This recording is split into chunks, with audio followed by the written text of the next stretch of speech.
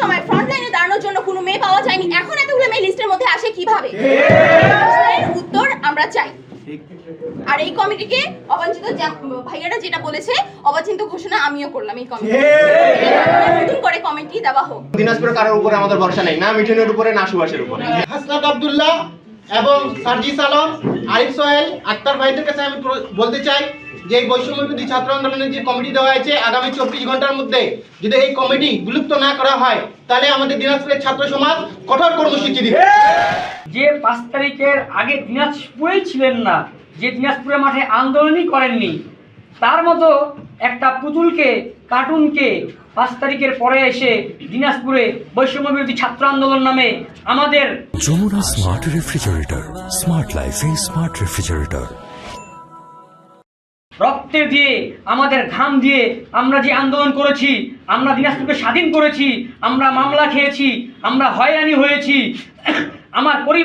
আমাদের পরিবার কান্না করেছে, আমাদের মায়েরা জায়নামাজে বসে আল্লাহর কাছে হাত পেতে দয়া করে, সকলের দয়ায় আমরা যে স্বাধীনতা পেয়েছি, এই স্বাধীনতার সুযোগ নিয়ে সদ্ব্যবহার করে আমাদেরকে আমাদের নাম ভাঙিয়ে, প্ল্যাটফর্মের নাম ভাঙিয়ে ভুয়া আন্দোলনকারীরা স্বজনপ্রীতি দেখায়, কিভাবে এই কমিটির এত বড় পদে আসে আমরা হতবাক, আমরা অবাক হয়ে যাই। আমরা কি আসলে দেশ স্বাধীন করেছি কিনা আমরা এখন মাঝে মাঝে এটা বিবেচনায় পড়ে যাই। রাত গভীর হলে আমাদের চেতনা হারিয়ে যায় যে আসলে কি আমরা স্বাধীন করেছি? এই জন্য আমরা স্বাধীন করেছি।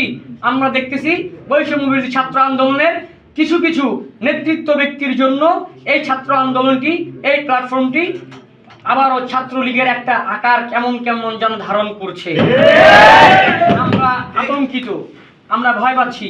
আমাদের জীবনের হুমকি দিয়ে আমরা যে আন্দোলন করেছিলাম, না জানি আমাদের এই প্ল্যাটফর্ম বিকৃত হয়ে যাচ্ছে, না জানি আমাদের এই প্ল্যাটফর্মকে মানুষেরা সুবিধাজনকভাবে নিচ্ছে। পরবর্তীতে আমাদের ভবিষ্যৎ কি হবে? আমরা আওয়ামী লীগ অফিস ভেঙেছি, আমরা নানা যেগুলো স্বৈরাচারদের আধিপত্য যে জায়গায় বিস্তার ছিল আমরা সেগুলোকে ভেঙেছি।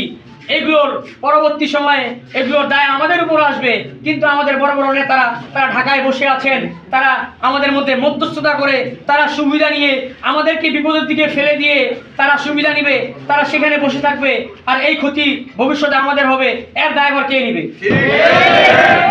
আমরা এর আশ্বস্ততা পাচ্ছি না। এই প্ল্যাটফর্মে, এইরকম একটা প্ল্যাটফর্মে এরকম ভুয়া আন্দোলনকারীদেরকে কমিটি দিবে, এবং আমরা যারা আন্দোলন করেছি আমাদের মধ্যে অনেকেই অনেক যোগ্য ছিলেন, যারা সব দিক দিয়েই একদম যোগ্যতা রাখেন, তাদেরকে এই কমিটিতে রাখা হয়নি।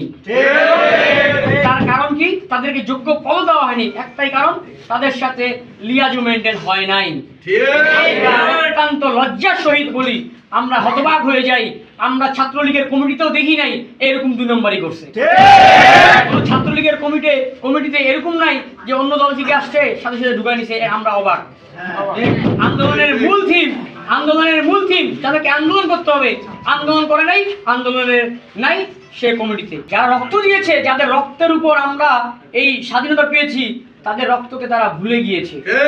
24 ঘন্টার মধ্যে যদি আমাদের এই কমিটি সংশোধিত না হয়, যদি আমাদের এই কমিটি সুষ্ঠু না হয়, ত্যাগীদের মূল্যায়ন এবং যোগ্যদের যোগ্য স্থানে রাখা না হয়, তাহলে আমরা 24 ঘন্টা বর্তমান তো আমরা এই কমিটি অবাঞ্ছিত ঘোষণা করছি। এই 24 ঘন্টার মধ্যে যদি এই কমিটি সংস্করণ না হয়, দেশ সংস্করণ তো পরের কথা, আগে আপনারা কমিটি সংস্করণ করেন।